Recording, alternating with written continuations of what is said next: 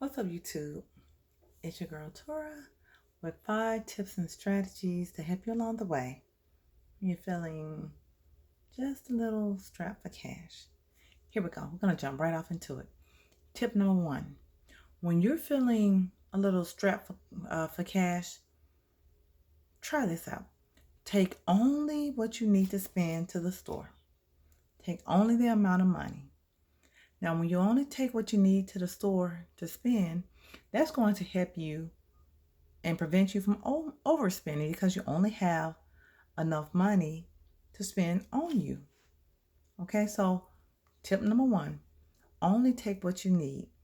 Tip number 2, the little change, that little extra change that you have, take, of course, I would put that into a change jar, probably what you're doing already. But in addition to that, you all don't just throw in the change. Be intentional about it.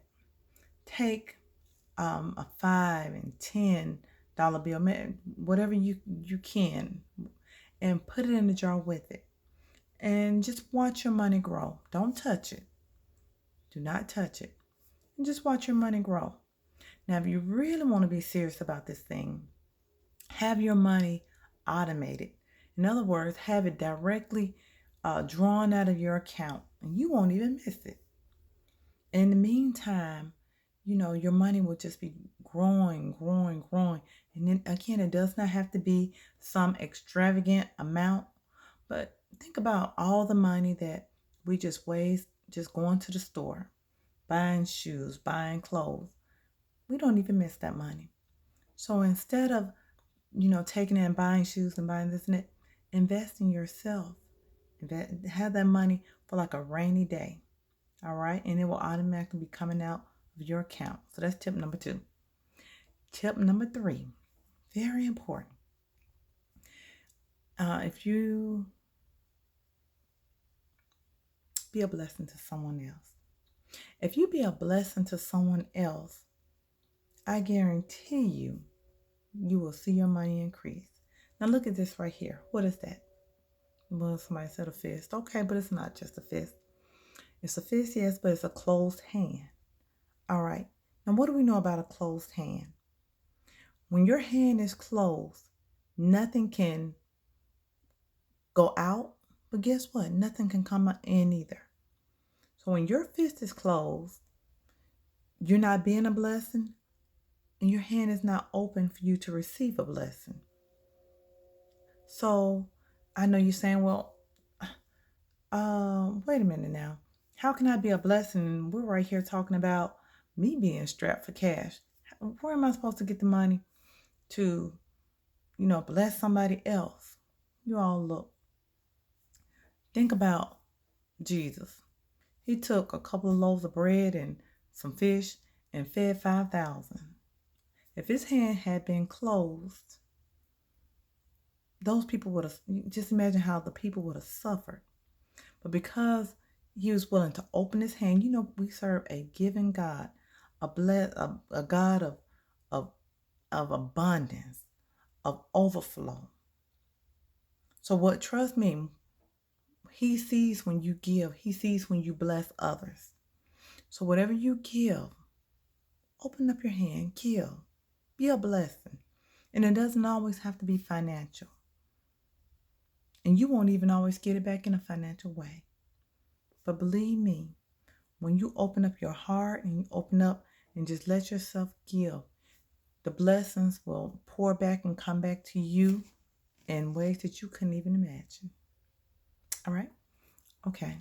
Now, you stayed this long, and I promised you all a bonus tip. That was 3 tips. Let me just recap on those 3 tips really quickly. Tip number 1, take just what you need to the store. Tip number 2, save $5 or $10 a day. Just toss it into a change jar, not just your regular change. On top of that, some dollar bills. Toss it off in there. And if you really want to be serious, have it automated. Tip number 3, a closed hand does not receive any blessings. Open up your hand, give, be a blessing, bless someone. And that brings us to this bonus tip. I really want you to pay attention to this right here. Now, and you may even want to get a sheet of paper and write down what I'm getting ready to tell you. Now, right now there is a what's called a public service loan forgiveness plan. It's called the PSLP, and what that does is it allows for if you have like a student loan, or it allows for that to be completely wiped out. Okay, so I don't know why people are not talking about it. I was fortunate enough to a friend told me about it. Shout out to you, Miss Coleman. But I was fortunate enough that a friend shared it with me, and I share it with people. I'm gonna share it with as many people that I know how. Like I said, a closed fist, a closed mind, nothing can come out. So I'm giving this not with the intention that something will come back to me, but with the intention that it blesses my heart and it makes me feel good to be able to help you. Now you say, well, okay, how do I qualify for this? I'm going to give this to you quickly, so please pay attention. To qualify for the public service loan forgiveness plan, there's a couple of things, a few things that you need to do. Number one, you need to have at least 120 have made at least 120 payments on your student loan. Okay? You need to complete the public service loan forgiveness plan application. Go on to FAFSA. That's where you will find that application. Fill it out. Complete it. Okay, and then there you will also find any other instructions that you need, any other guidelines. Go to FAFSA.gov. Okay. Now, you also need to have, if you have any extra loans, have those go onto FAFSA and have those loans consolidated. And you're going to have it consolidated under, it's called MOHELA, MOHELA. Okay, so you're going to have all your loans, those loans consolidated. And when you go up under there, they're also going to give you the amount of loan, the money that you owe, and some other useful information. But you get that completed, and I'm telling you, imagine having your student loan forgiven. And you need to work fast because there's a deadline. And so go ahead and reach out to whoever you have your original loan, you have your loan with. For example, my loan is with NailNet. I've already contacted NailNet, and they've given me some information on what I need to do. I've already completed the application. I've already had my loan consolidated. I just need to take it in and they're going to have you have to have an official signature on the application. So I'm going to get those documents in, and then they're going to let me know whether or not I qualify. And more likely I do. And I've had coworkers and friends who've already had their loan forgiven.